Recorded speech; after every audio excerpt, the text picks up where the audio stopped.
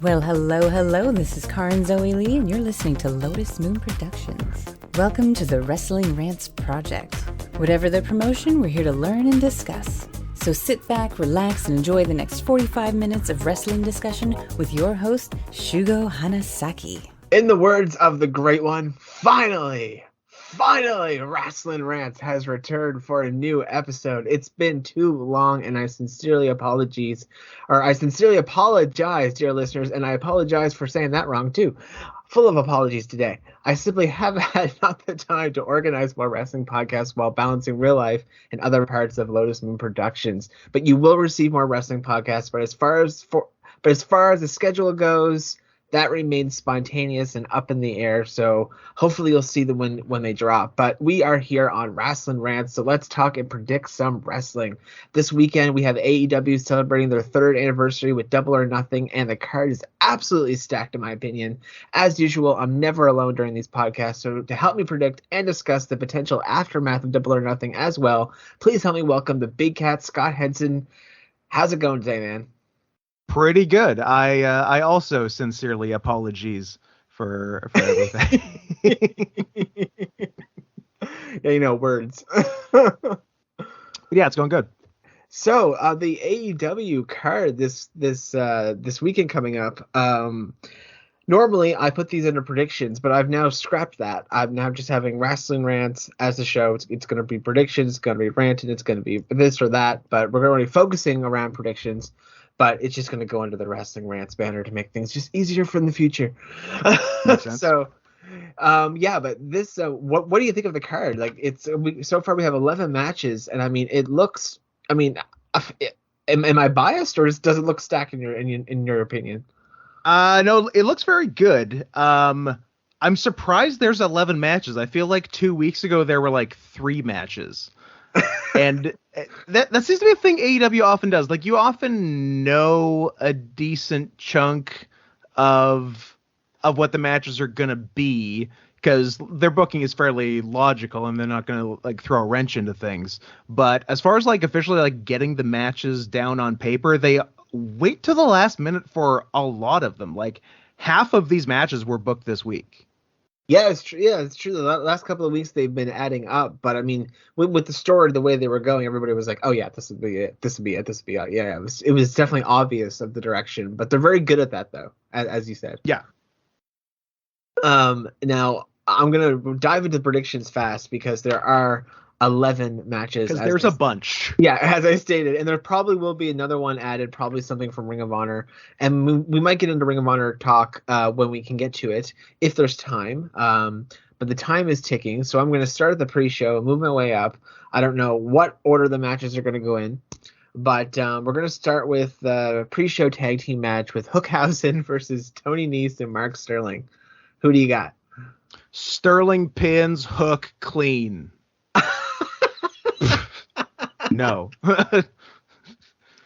bet the farm on Hookhausen. There's not a chance in the world they lose. There's not a there's not a chance in Hausen.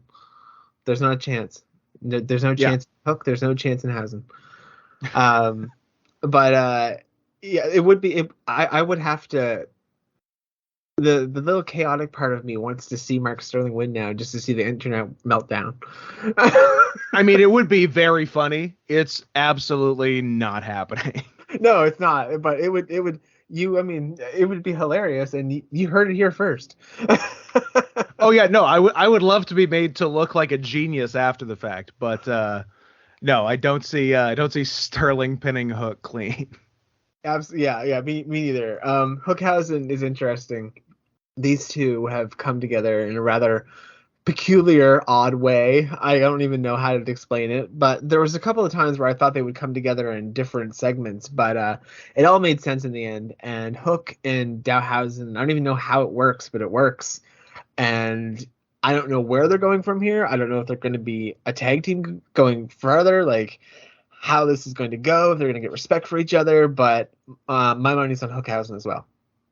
Yeah, I think they'll kind of be together for a bit, because I don't think Danhausen can really wrestle yet. So, like, Hook is going to wrestle, like, 95% of each match for a while, I think, until Housen's leg heals more. I thought he was cleared. Pardon me.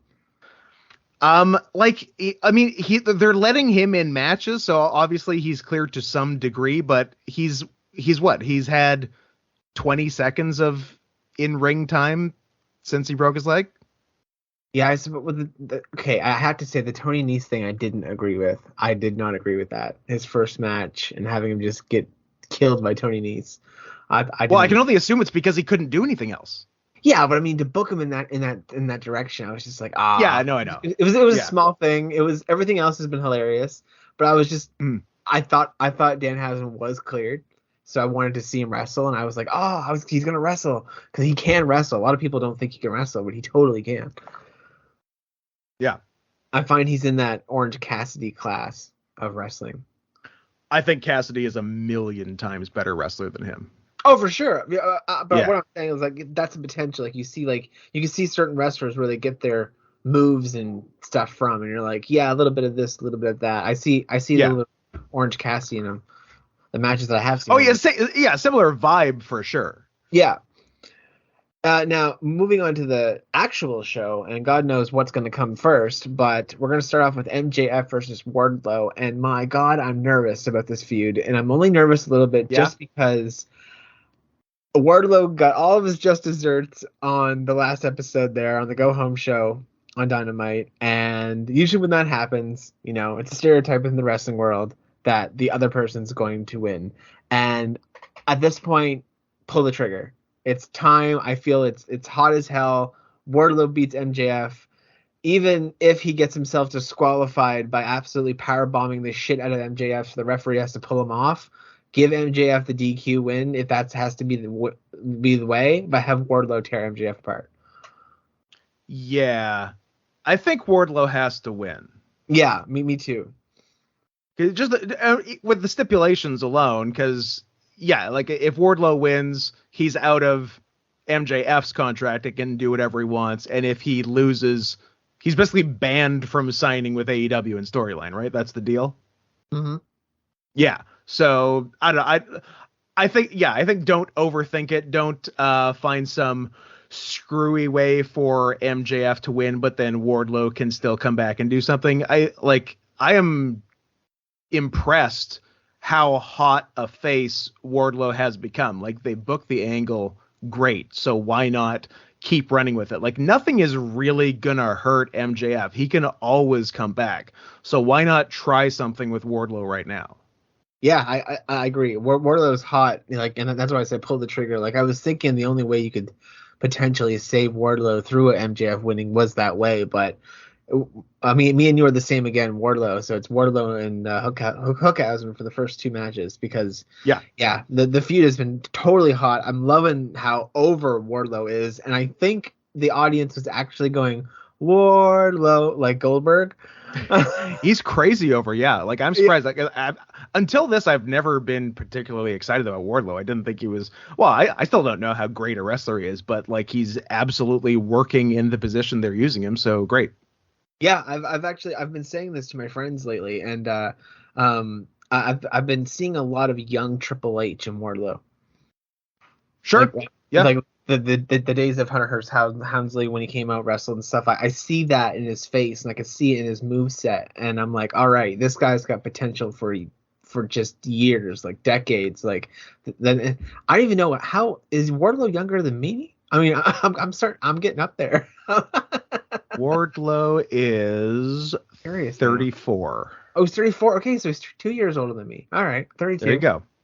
Wow, okay, because he looks younger than me. and 20 years older than me because I'm a baby. You're a baby.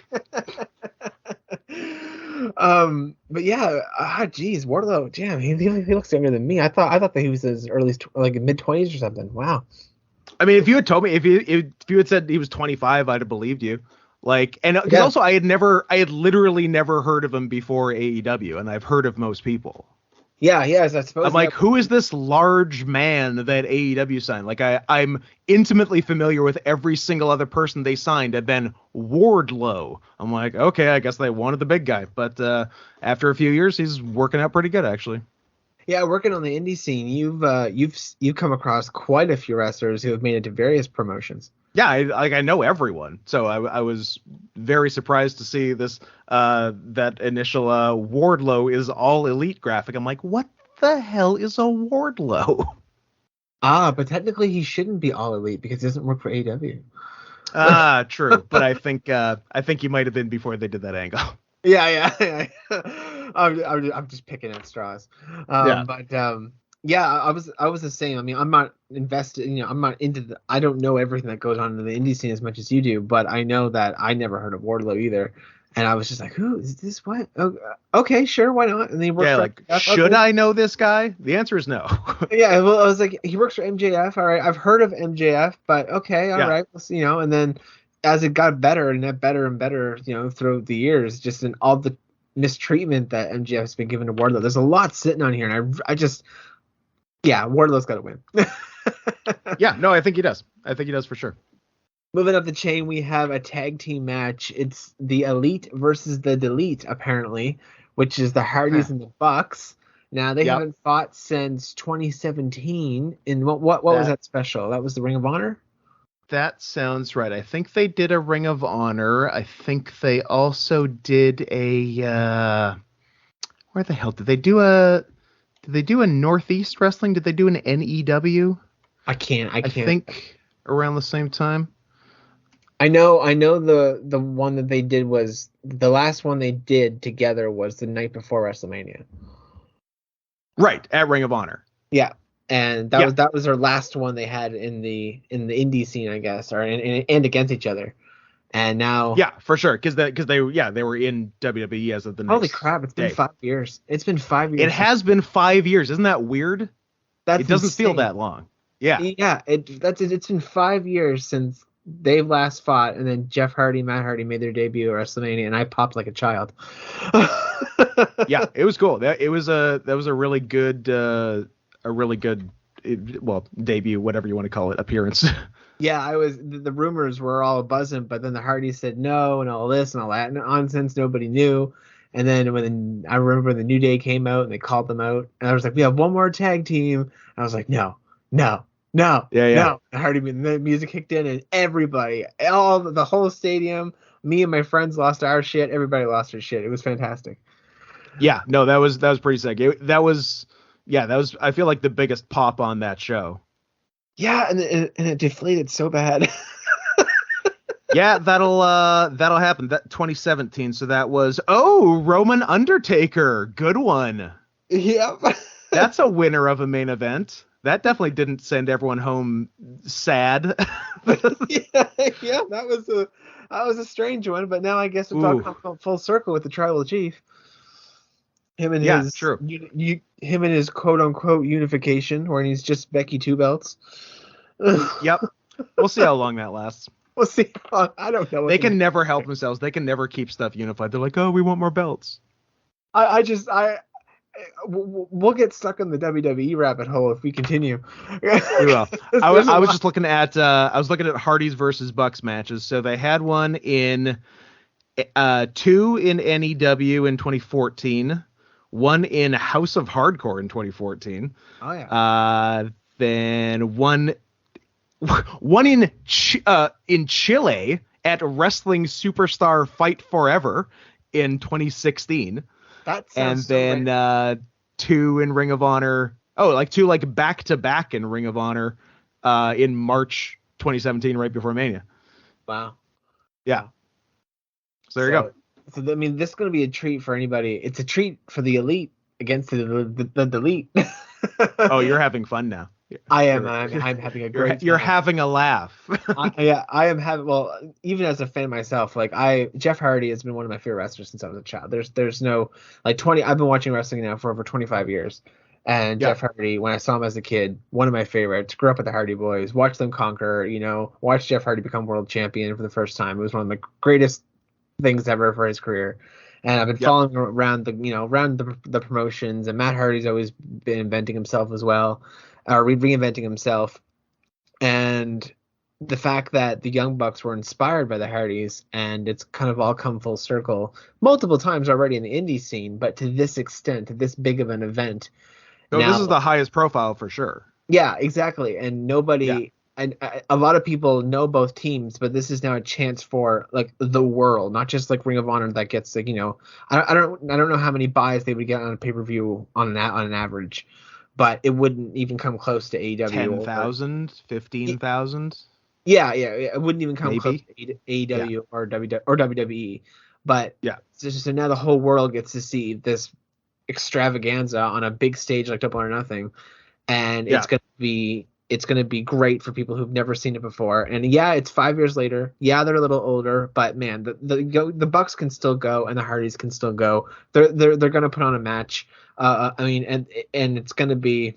It wouldn't surprise me if it's one of the matches of the night.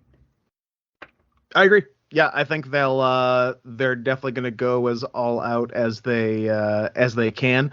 This is definitely happening not a moment too soon, because I feel like the Hardys are breaking down daily. So like get this match done while the Hardys are still ambulatory. just give them some of that DDP yoga. Fixes people right up. Sure. Yeah, it'll cure 20 years of Matt Hardy bow-leggedness. It cured Sting. It did cure Sting. I mean, I don't know how Sting did half the stuff that he did in matches, and then Jeff Hardy diving off ladders and this and that. And like just going for it. I mean, nothing but respect. I don't think I'd be doing that. He's in AEW in less than 2 weeks, and he's already jumping off the side of buildings. Yeah. I'm like, I saw that 2 weeks after he got into there, and I was like, Jeff, no, you just got here. Don't die on me yet. Yeah. Let it breathe free. A bit, Jeff. Yeah. You're finally free. Spread your wings. Just not off the ladder. But yes, I realized that I haven't picked a person yet, and this is one of the ones that I think this is going to be a start of an arc. Okay. But who starts the arc off who wins? Like who? I got Bucks. You got Bucks? How about that? Conclusively, Bucks. And I always say never pick with your heart. And my heart would say Jeff Hardy, the Hardys. And but I can't not go against Jeff Hardy in this match. There's just no way. And it's a dream team. Like, I have to go the Hardys. I have to. So we get to split on that one. I'll make it fun. Excellent. So you pick you pick the Young Bucks, and I pick the Hardys. Now I can see why the Young Bucks would win, but I can also see the discussion for the Hardys why they would win. Oh, it's certainly not impossible the Hardys win by any means, but yeah, if I had to pick one, I'm going Bucks. Yeah, probably. It'll probably be them just to show how great they are. Then the Hardys will probably get number 2, and then they'll probably have some sort of rubber match at like Fight for the Fallen or something. Yeah, they could do something like that. The speaking of teams, why is FTR not on this show? I did notice that. Yeah, they're like the hottest team they have. They are. You know what? I have a feeling that they'll probably get added. Tony Khan in a conference call said that he has a feeling that another match is going to be added to the card, and I think that's going to be. I could be wrong. I mean, it could not be the FTR match. But that's a good question. That's a very, very good question. They're the AAA tag team champions, and they are the Ring of Honor tag team champions, and they should be at least defending one of those belts on that show. With how over they are. Like if they were just like in AEW and they were defending it here and there, then whatever. But they're really over right now. Really over. So yeah, because it seemed like last week they were gonna set up FTR versus Roppongi Vice for the pay-per-view, but then they just did it on. Did they do it on Dynamite or did they? Yeah, did it on Dynamite. Yeah, it was good. On Dynamite. Yeah. Yeah. But then what? Jeff Cobb and Great O'Khan came out, so they maybe that's probably for Forbidden Door though. I would assume. Yeah, I was thinking that too. I was like, oh, the United Empire's here. Shit, that's like close to Will Ospreay land. Like, I think Will Ospreay is dealing with a kidney infection right now, though. He is, yeah. Too bad because he had to pull out of that match with Minoru Suzuki over the weekend, which probably would have been pretty damn good. Yeah, I've been watching matches with him on tear lately. I've been jumping from promotion to promotion, just watching. Yeah. Oh, Minoru Suzuki's going to be on. Oh, Minoru Suzuki's going to be on. Oh, Minoru Suzuki's going to be on. Cool. Yep, he gets around. Yeah, it's great. I don't win or lose. The guy's amazing to watch. Oh, he's awesome. All right, so Hardy's Young Bucks for you, and then we both got split. MJF, and then we both got MJF and Hookhausen, so we finally split. All right, now this is another hard one, and this is the 6-man tag team match: House of Black versus Death Triangle. This is a real flip a coin. And keep in mind that Tony Khan has confirmed that the trios titles are coming. Yes. Just don't know when. Don't know when.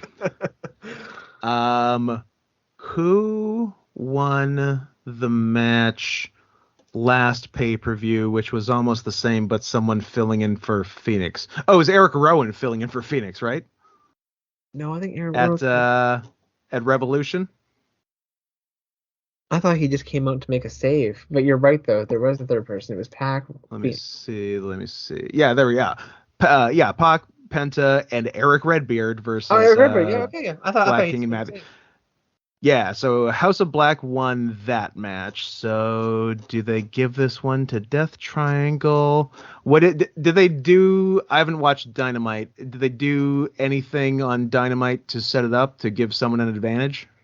Just kind of like a promo segment kind of thing. It's really like just a promo, so it's pretty even. Yeah, it's pretty. Yeah, it's.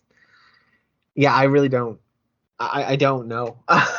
Yeah, this is one of the ones I'm like, it could really go. Like, it's like I feel it's really split down the middle. Like one's really split. Well, the thing what I see here is House of Black could win clean, or someone else could join House of Black and do something. Yeah. And do something to Pac, for instance, whatever. And then that could continue, like maybe one of Pac's indie enemies, he's got many. But someone could interfere in that, join the House of Black, or we could have Death Triangle, and again, someone else could join the Death Triangle. Well, then it wouldn't be the Death Triangle anymore. So I guess they could do that. They could pull the trigger on Julia Hart, which I feel like about 3 months too late in doing already. Yeah. If they're even doing it, I don't even know. Yeah, I've noticed with Julia Hart, if people have steadily noticed that it's been getting bigger and bigger, the injury around the eye. Mm-hmm. It's been getting bigger and bigger, but yeah, they haven't done anything with it. But they've been pointing it out more on Dark. If people, yeah, and they had like an opportunity to do it on TV like 2 or 3 weeks ago, I remember, and then they just didn't. So I don't know what the plan is there. Sometimes they really drag things out. Sometimes same with the Christian heel turn as we'll discuss. But yeah, so they could do something with that, or I don't know, or Death Triangle could just win. What's like the face heel split in terms of wins and stuff? I'm gonna go House of Black. I'm just saying. I will take the contrary then. All right, I will go Death Triangle. All right, sounds good. And we'll see who looks stupid at the end of it. We'll see. Yeah, we'll see who looks stupid. All right. Well, we're moving up the card into the Anarchy in the Arena. Now, before this match was announced, I seriously thought they were going to announce War Games, like the Blood and Guts version of it. That was what they said. Because they're like, we're not going to do that sports entertainment shit. The Stadium Stampede, that was a different era. Blah blah blah. And I was like, oh, okay. William Regal's going to say his like War Games thing, but like the Blood and Guts. How William Regal talks. Yeah. And then they just changed it into essentially the same match. It's just worded differently. So yeah, it's a street fight, right? That's essentially what the match is. Yeah, it's a Stadium Stampede, just Anarchy in the Arena. Like it's just. Oh, it is a Stadium Stampede after they said they're not doing a Stadium Stampede? Well, it is, but it's named Anarchy, and it's got the same rules, same stipulations, same things around it. Just it's Anarchy in the Arena because it doesn't sound sports entertainment. I don't know. Right. I really thought they were going towards Blood and Guts with the 5-on-5, but I think they still might. I think they just didn't think they had enough time to build to it, so are maybe saving it until the next match. Maybe, yeah. I tell you, if they announced that though at Double or Nothing, that would make the card look crazy, even more crazy. Yeah, sure. But in this case though, Jericho's a wizard now. Jesus, he's a wizard. That man can reinvent himself. I don't know how he does it. I don't know how he does it, Scott. I don't know how he does it. It's absolutely ridiculous, and it works. Oh yeah, he's a ridiculous guy, but he knows what he's doing, and I respect that. Well, I say this with the utmost respect because I mean everybody knows how talented David Bowie is. I find Jericho is like David Bowie, where he can constantly reinvent himself, and it's good. Yeah, very much so. Yeah, and like it's just amazing. Like, I mean, Jericho Appreciation Society indeed. Yeah. Really brings out that narcissistic trait in Jericho that he's always had. Yeah, absolutely. But in this case, though, I have to go, I think, with Blackpool Combat Club, Eddie Kingston, and Santana&Ortiz, just because I feel Jericho can get the loss in this one. Although if he wins, it would be a really good rub for Danny Garcia in 2.0, as they say, and Jake Hager. But at the same time, although, see, the JAS is actually a group. It's a 5 group. The Blackpool Combat Club and Eddie Kingston and Santana&Ortiz, they're not a club. They can just split. Yeah, so, they're like 2 groups. Yeah, so I don't know. I really don't. It's very tough. First of all, I love Jon Moxley, Bryan Danielson, William Regal, and Wheeler Yuta. Yep. Awesome. Yeah, like everything they've done so far has been great. Yeah, and I love it. I don't. When I look at this, I can't decide, because I feel like as a society, as a stable, as a stable of 5, they would get the win because they're more secured in their position. Whereas there's tension within the Blackpool Combat Club. Yeah, there's definitely less cohesion on the face side. But like, do you have the heels win this one and then you do the War Games rematch and the faces win?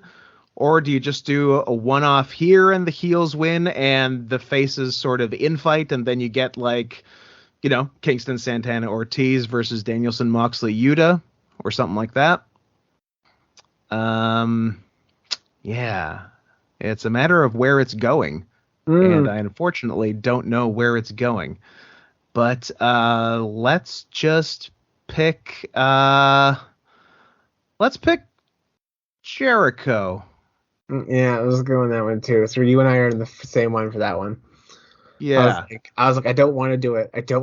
But I feel that one's real close, though. That's real close. Yeah, I don't want to pick the Jericho Appreciation Society, but I feel there's more routes to go off there, if that makes sense. Yeah. There's more potential for like matches and storylines and stuff. It definitely opens you up. Well, we shall see. Now, I'm not sure if Rampage was taped on Wednesday or not. Do you know if it was? That's a great question. I think it's live, but usually before pay-per-view it is. I would think because it's well, it's also a special start time as well, so true. Let me see. I think it was taped. Was it? Yeah, because apparently on Wikipedia it says Dr. Britt Baker, DMD versus Ruby Soho, not Chris Statlander. So well, that would actually answer that then. Yeah. So unless someone just stuck it there, but oh well. I mean, Chris Statlander versus Britt Baker would have been cool, but oh well. Yeah. Ruby Soho versus Dr. Britt Baker makes sense anyway, because they fought. That's what it's gonna be for sure. Yeah. And I think in this case, because Britt Baker beat Ruby Soho and retained her championship, I think Ruby Soho is gonna win the women's own Heart Cup. I agree, and also I think that thing on Wikipedia is wrong, because it looks like Rampage is live tomorrow. Is it really? Unless they It says it was they might have taped some on Wednesday and are doing some live on Friday. Because like AEW has live shows in Las Vegas, Wednesday and Friday this week. Oh, yeah, that's probably what So happened. maybe that one is taped. Yeah. And others they're doing live. That would make sense. I know online some of my wrestling YouTube channels that I watch, they've already predicted it as Ruby Soho as well. So someone knows. Someone must know. Although now all of a sudden, now I just refreshed it and now it says Ruby Soho or Chris Statlander. Look at that, it's haunted. Oh, I see. This is weird. Interesting. This is all. I'm loving this. This is fantastic. I don't think it's been taped. Well, I'm going to go Ruby Soho. I am also going to go Ruby Soho. Sorry, Chris I think Chris was a replacement anyway because Hikaru Shida couldn't get back in the country. Yeah. So yeah. I don't think the plan was forever. Well, I don't think the plan is for her to be in the tournament, let alone win. So yeah, it's Ruby Soho. Yeah, for sure. I think I would have really enjoyed Chris Statlander and Britt Baker. I think a bit more just because I don't think I've seen them wrestle yet. I could be wrong. Good question. Did they? Oh, I think they might have. Did Chris get hurt against Britt, or am I imagining things? I really can't remember. I guess I feel bad if I can't remember because if it was good, then I'm like, oh yeah, right. But for a finals though, it was either going to be Ruby Soho or Chris Statlander in my opinion, just because Britt Baker, she's had an incredible era with that championship. She doesn't need this tournament cup. She doesn't, she's fine without it. So yeah, I can't see her holding the women's title for a long time, losing it, and then going and winning a tournament. Like she should be putting someone else over. Yeah, exactly. And Ruby Soho or Chris Statlander could benefit greatly by winning this tournament because they haven't won any championships yet, right? So yeah, I feel like maybe the original plan was for Ruby to be the first TBS champion until Jade Cargill got hot. So I can see this being sort of the makeup for that. She was always hot and she was always going to win. You shut your mouth right now. Pardon me. I called her from the very start. The very start of that tournament, I was like, she's going to win. I called that tournament. Oh, yeah, but from the time the tournament started, yeah. But from when Ruby Soho debuted in September, I'm like, and they pretty quickly, it became clear there was going to be a secondary women's title. I'm like, oh, Ruby would make sense for that. They weren't going to bet on the runaway. She would have ran away. Sorry, I just boost our Jade Cargill's imaginary, clout. Yeah. She's just amazing to me. But yeah, for sure. So we're both Ruby Soho on that one for the women's own heart. Yeah. All right. Well, then the men's own heart cup, Samoa Joe versus Adam Cole, and I think this one is pretty clear given the build that we've been seeing and the hints that we've been seeing, and that is Adam Cole, baby, because of Jay Lethal and that Ring of Honor TV championship. I think it's going to be Joe.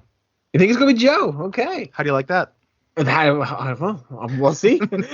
Honestly, I won't care who, but I will say that the cup tournament or the cups will actually be championships according to news outlets and sources and such. I did see that there was some sort of belt design thing, so I don't know if it's just like a prize belt or something to be defended or what. I think that's unclear. Yeah, I'm thinking a prize because having it defended would be weird unless you only defended it like once every year. Like you brought it back, you were like the past. Yeah. Kind of like a karate competition where you're like pretty much, yeah. You know the winner goes in, but then I don't know, maybe I don't know, but yeah, I think it just as a prize makes the most sense. What's your opinion on Jay Lethal and Samoa Joe in that Ring of Honor championship? Well, it's definitely an option that there's some kind of fuckery with Jay Lethal and he costs Joe the match and Cole wins. That's definitely on the table. But for the same reason as Britt Baker, who was recently the champion isn't likely to be getting the next title shot or anything because she's been in so many title matches recently and it's time for someone else. Adam Cole was the most recent pay-per-view world title challenger and then had another one on TV since. So to do that and then win this and probably get back in the title picture as a result, I don't know if that's the way to go. And I sort of heard from the get-go that Joe was going to win this, and now he's in the finals, like from before the first round. And I'm like, okay, he's still in the finals, so I'm thinking that's still the plan. And so that's what I'm thinking. I did predict that they would be in the finals, but I have no idea who's going to win. Oh, and also because it's like the Owen Hart Memorial Tournament, I don't know if you have a heel win. That was another reason. Yeah, I mean, that's true too. I mean, yeah. Well, also, extra prediction: will Bret Hart make an appearance? Good question. Because it's up in the air. Because it seemed like for a while FTR like wanted him to basically manage them. Yeah. And then something came out that Bret was under some sort of Legends whatever contract with WWE, but then I think Bret himself said, I'm only under some merchandise thing and I can appear anywhere I want, I think was my understanding. Yeah. So it sounds like there's nothing preventing him. So I think it would be cool if he was there. I think if he can be, he will be. I tell you, if he shows up, it's going to be one hell of a pop. Sure is. I will never forget the day. I mean, we all have stories like this, and mine's about 2 seconds long. But I will never forget the day that I was like 7 years old, and he tagged my hand. I'll never forget it. It was at a live show.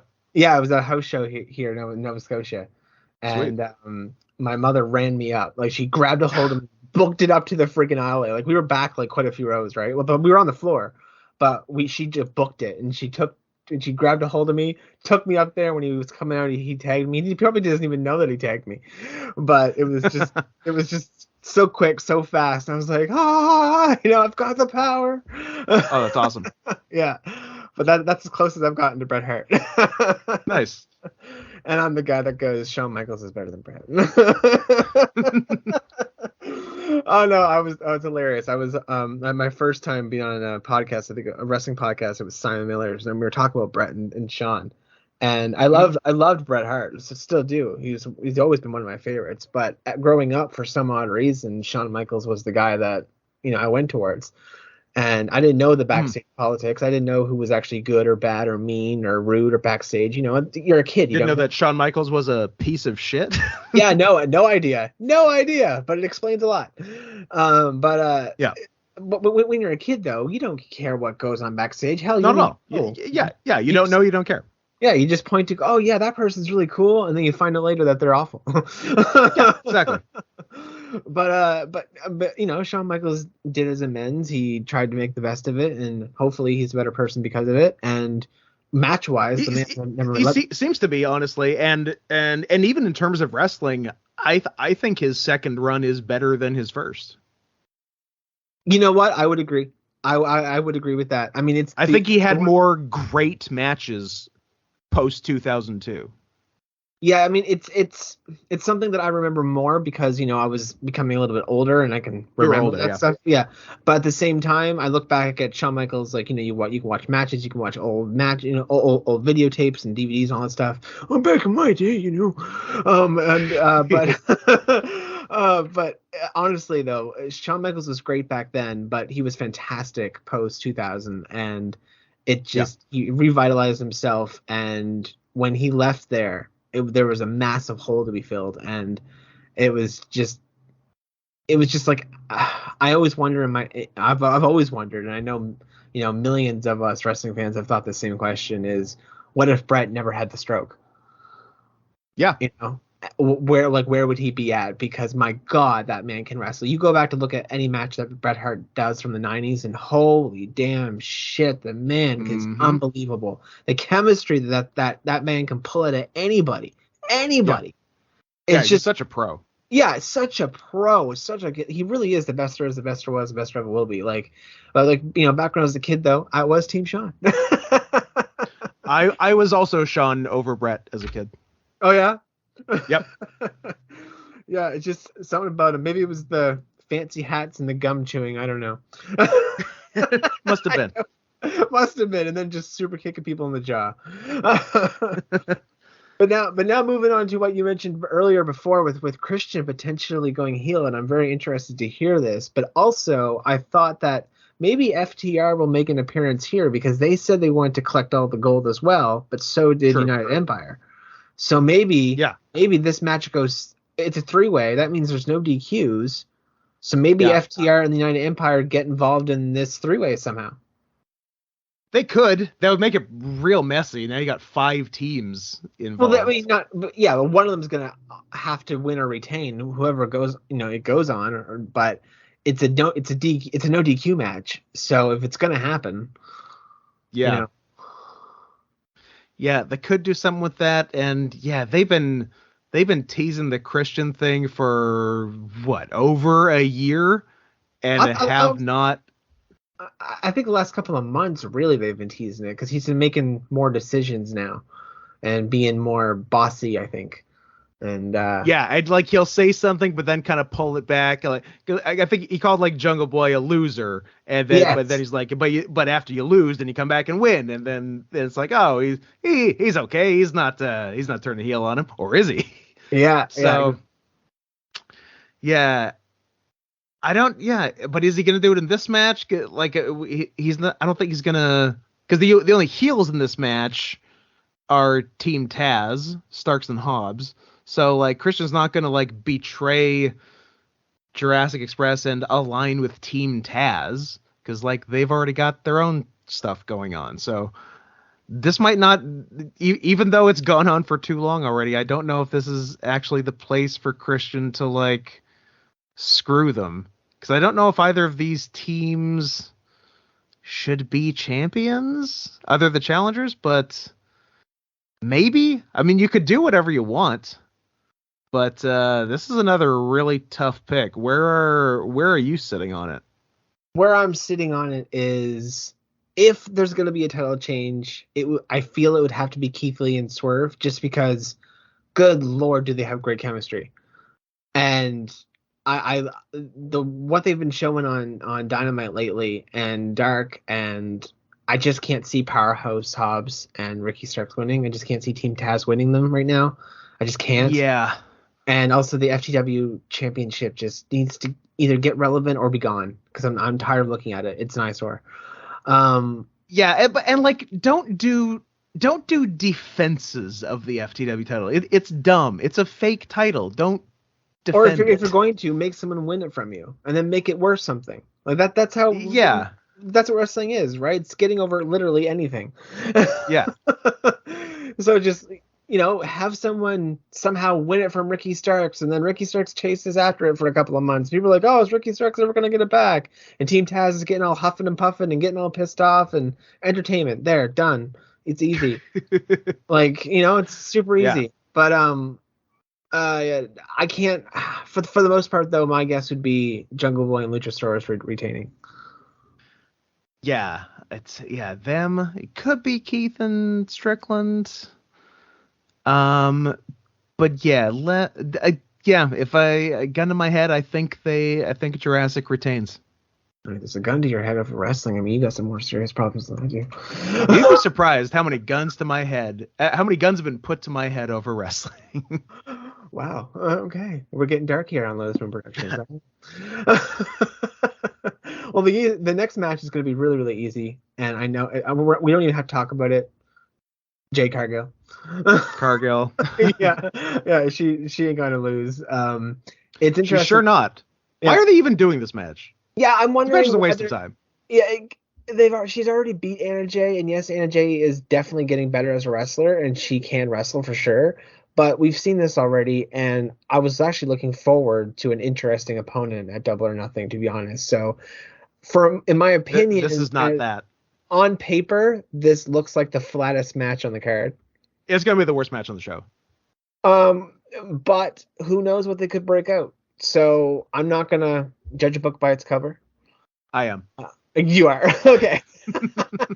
But for me, though, going into it, it's the least, but I'm still interested just because it's Jade Cargill. So I'm biased in that way.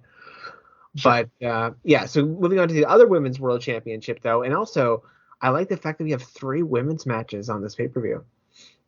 Yes, we do. We should get another one on there, though.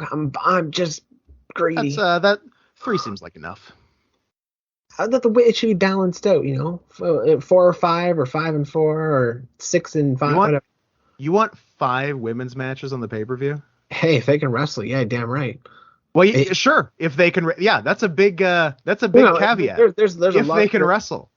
There's a lot of great wrestlers out there. You give me when we go off air here, you give me women. Give me 16 women, and I will book an amazing tournament and show you who the finals are going to be and everything right in front of you. Like I will do it on notepad or paint or something and send it over to you. I mean, if they're Japanese, sure, just not North just American. Japanese. There's plenty. No, just Japanese. You know the women in WWE are good. There's a lot of good women in there. A few, not that many. And there's a few good women in AEW as well. So there's kind of like 4 on each promotion, and that's about it. Hikaru Shida, Chris Statlander, Thunder Rosa, Serena Deeb, Britt Baker. Statlander's not that great. Baker's not that great. Chris Statlander's good. Britt Baker's good too. Come on now. They're fun. I mean, Britt Baker is actively getting worse. Wow. You better hope you don't. She peaked with that first Thunder Rosa match and has been steadily declining since then. Like her match this week was dog shit. And it was her fault. I did see it was a little bit sloppy, but again, Toni Storm is really good. That's another one. Toni Storm is very good. So see, you just give me 4 women from every promotion. And Asuka is good. Charlotte's good. Asuka's great because she's Japanese. Io Shirai, great because she's Japanese. Sasha Banks is good. Sasha Banks is good. We could be here all day. Charlotte is wildly overrated. Alexa Charlotte is not that good. And I don't care if you agree or not. She's okay. She's better than okay. She's a goddess. Alexa Bliss. Have there been a bunch of great Alexa Bliss matches that I missed? There have been, yeah. You need to go back and get your eyes checked. Has she ever had anything approaching a 4-star match in her life? Oh, I don't follow what Dave says. But honestly, though, over the past 2 years with all this whole little Fiend shit thing and all this character change, I'm not a fan of this whole direction that they've been going with Alexa. Well, yeah. Bliss. Also, she hasn't gotten to wrestle in about a year, so that's another thing. Yeah. Which is not her fault. No, but anyway, when it comes to the AEW Women's World Championship, though, I strongly believe that while it could go either way just because of how serious this feud has become, Thunder Rosa is going to retain. I think Thunder Rosa. Yeah. I hope she's because these are 2 of the better AEW women's wrestlers for sure. So it's got potential to be a pretty good match. I just hope that Rosa is healed more from whatever injury she's had the last couple months, which has been like kind of dogging her. So hopefully because she hasn't wrestled in a minute. So hopefully she's more healed than when she was last wrestling. Yeah, I mean, well, if Serena Deeb did win it, I mean, she bloody well deserves it. She is a good wrestler. She is like really good. I've been watching her like a hawk on AEW, and I'm like, damn, this girl knows her shit. Like she's come a long way. Like I remember when CM Punk shaved her head on, was it SmackDown? Yep. Yeah, from the absolutely. Straight Edge Society. Like I remember when she came out of the crowd and she was planted there and all that stuff. But I remember all of that. And then she went on to the Indies and she made a name for herself. Former NWA Women's World Champion as well. So I think if she won it, she definitely wouldn't let the crowd down. And this new character heel persona that she's developed is kicking ass. So like if she did come in there and somehow wreck Thunder Rosa, I wouldn't be surprised. But with how Thunder Rosa's title reign is going, I think she'll continue. Yeah, like it'd be fine if Deeb won for sure, but yeah, Rosa has not wrestled in a month and a half. So I thought she wrestled the other time. Nope. She wrestled somebody on Dynamite, didn't she? She wrestled Nyla Rose on Dynamite on April 15th. That was a month and a half ago. Oh my god! What? It's been whoa! Right? It's been what? Where does the time? I got bad news. Yeah. Oh, holy crap! Mm-hmm. Maybe Serena D will take it then. No, I don't think she will. I think well, unless Rosa's injury has not healed in the interim 6 weeks. If she is messed up, then yeah, they'll take the title off her. But if she's better, because like she was injured when they put the title on her, so as long as she's improved since then, I assume they'll keep it on her because she did. That's why they've been keeping her off, just to let her heal. I assume so. Yeah. Yeah. Well, we'll see. We'll find out on Double or Nothing. Yeah. And in her case, it will be double. You know, her second win or nothing. Exactly. Now, one of the hardest ones in the entire card, and it's the last match on the card. It's the AEW World Championship. It's Hangman Adam Page versus CM Punk. Now, I have a few directions where this could go because of the potential aftermath it will have on Forbidden Door in a month's time. Okay. So I like where your head's at. First of all, whoever wins this, it's going to affect New Japan. It's affecting somebody is coming in from New Japan. Now, let's say if it's CM Punk, I know who's going to come in. It's going to be Kenta. Because that would make sense. Kenta's been just shitting all over him, every left, right, and center, trying to get under his skin on Twitter, and CM Punk's been ignoring it, dodging it. Now, a lot of people don't know this unless they actually, dig it up and keep up to date with this and that. I didn't even know about it until a little while ago.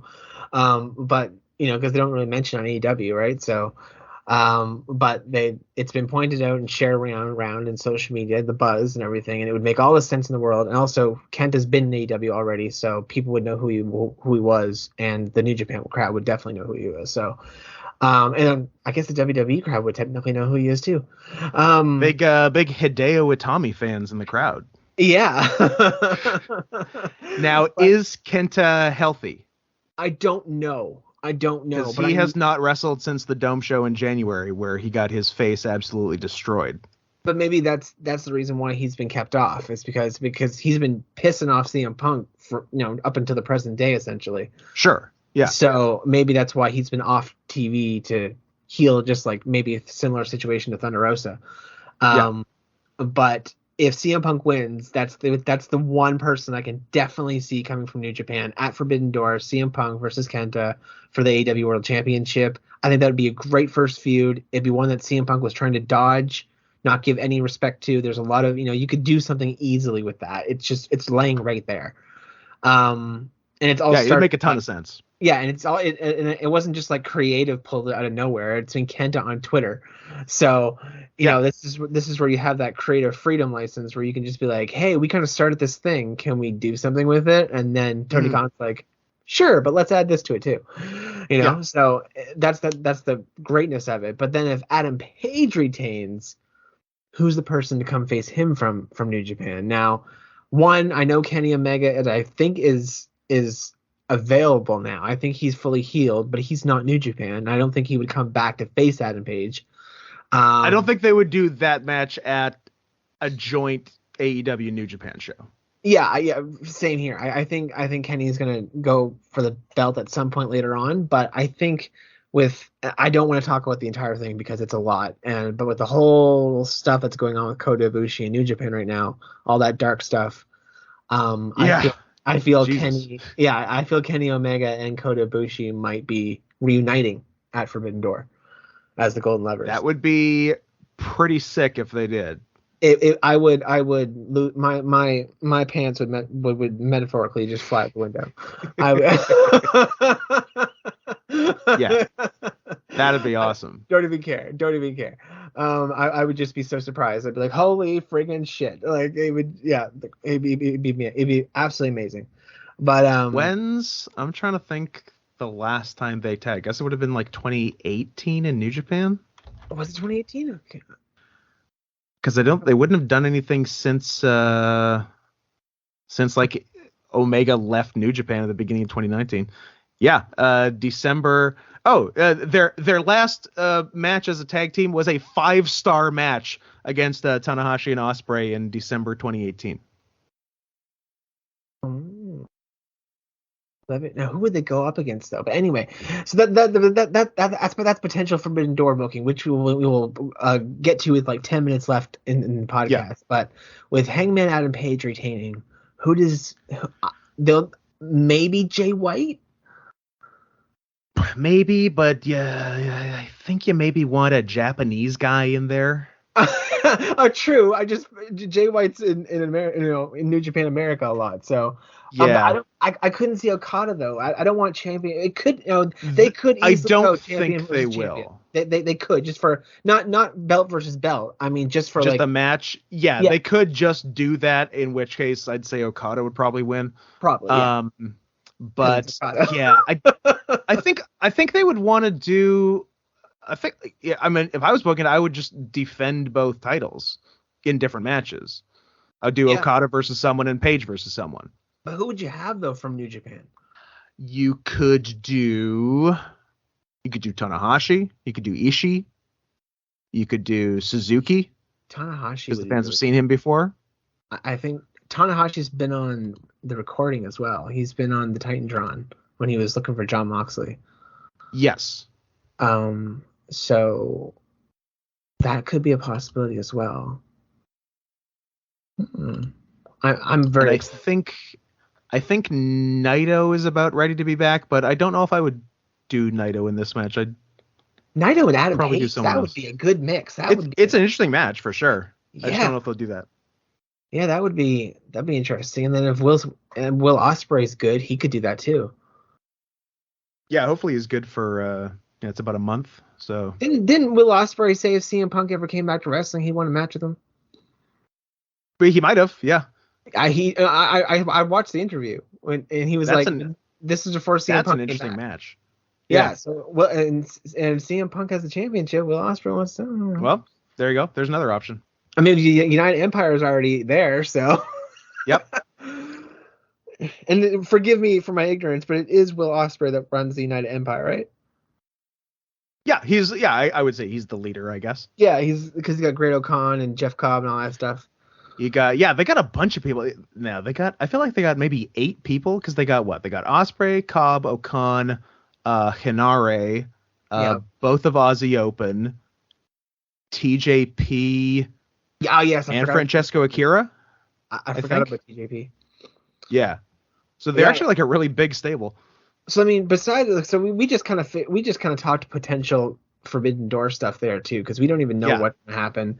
We have no idea what's going to happen after Double or nothing. Yeah, I'd say. Well, I'm not the first person to say this, but a bunch of people have said this is the toughest to predict, like pay-per-view world title match main event they've done. Yeah. Most others you can kind of see what the plan is, but this one could absolutely go either way. Yeah, I'm really glad that I'm not alone in that. Like me, my partner, my friends, you, then the people that you talk to, and then people online. Like I've watched prediction videos that are like, I don't know, and I'm like, I love this. This is it's tough. Yeah, and the good thing about it too is if someone does go the way that you don't think it's gonna go, there's still loads of storylines and directions where any direction it could go. Like again, if Serena Deeds beat Thunder Rosa, that's not a bad thing. Now. If Anna Jay beat Jade Cargill, that would be a bad thing, but that's an obvious one. Wouldn't be great. Jade's going to beat Anna. But, if somehow Team Taz beat Jungle Boy and Luchasaurus, sure. I'm sure you could find something out of it. If Keith Lee and Swerve Strickland win, great. That's really cool. If Samoa Joe or Adam Cole win, awesome. If Britt Baker or Ruby Soho win, awesome. If the JAS or the Black Combat Club, Eddie Kingston and Santana&Ortiz win, great. Either way, it doesn't matter. House of Black, Death Triangle, it doesn't really matter. Team like the Hardys, the Young Bucks, doesn't really matter. Yeah. honestly. Wardlow, MJF, it really does seem to have to be Wardlow in that one. Should be Wardlow. Yeah, and same with Hookhausen, but with CM Punk and Adam Page, again, it does. So there's so many matches where it's just like, well, if it goes this way, great. If it goes this way, great. But so it's a very fair card, like for everybody watching. They're like, just like, I want my favorite, but I also want the other person to win. Yeah, exactly. I love it. Well, with that though, we will wrap things up there. Thanks for popping on once again, Scott. Did we pick who's winning? Well, I picked. Well, you know what? We might not have, but you know what? I'm gonna go CM Punk just because of the Kenta thing. Yeah. That's the only reason why I'm doing it. That's the only reason why I'm doing it. I think I would like to go contrary, but I think I'm also going to go Punk because I know Tony likes to have the belt on the biggest name. CM Punk would be a draw. Punk is bigger than Page, so let's say Punk, but I would not be surprised if it goes the other way. And I guess final question then too, I guess that this has to be asked that this has to be made aware of, is that all the championship matches that we've gone through, we've all picked retainers. Really, no title changes. Yeah, so I guess you're right. Paige, Rosa, Jurassic Express, Cargill. Yeah. Is that all of them? Yeah, that's all of them. So, yeah. That's actually very unlikely, but I'm not going to go back and change anything. If I had to change something, it'd be tag titles. Quote me on that. Yeah, okay, yeah, tag titles for sure. But that's what I'm like. Yeah, they're not going to retain all. Like, not every match is going to retain. Like, I mean, they could, but it's usually. Sorry, I'm not. I wouldn't change tag titles because I got Punk. I got Page not retaining. Yeah, you got. Yeah. But that's where I was going, because if we both went Adam Page there, I was like, we've just picked all retainers. Everybody retains, and that's quite unlikely. Yeah. All right.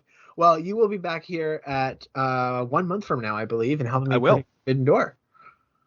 So sounds good. Yeah, I look forward to that, because then we get to briefly just cram everything that we've learned over the past month and Double or Nothing all into like 5 minutes, and then talk and then predict Forbidden Door.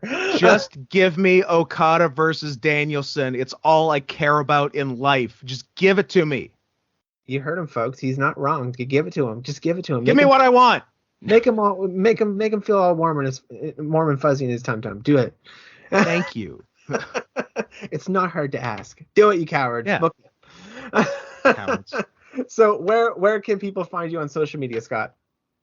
You can find me at Not Scott Hanson, NOTSCOTTHENSON on Twitter. That's my main social media. And listen to the Worst Year of Our Lives podcast, found wherever podcasts are sold for free.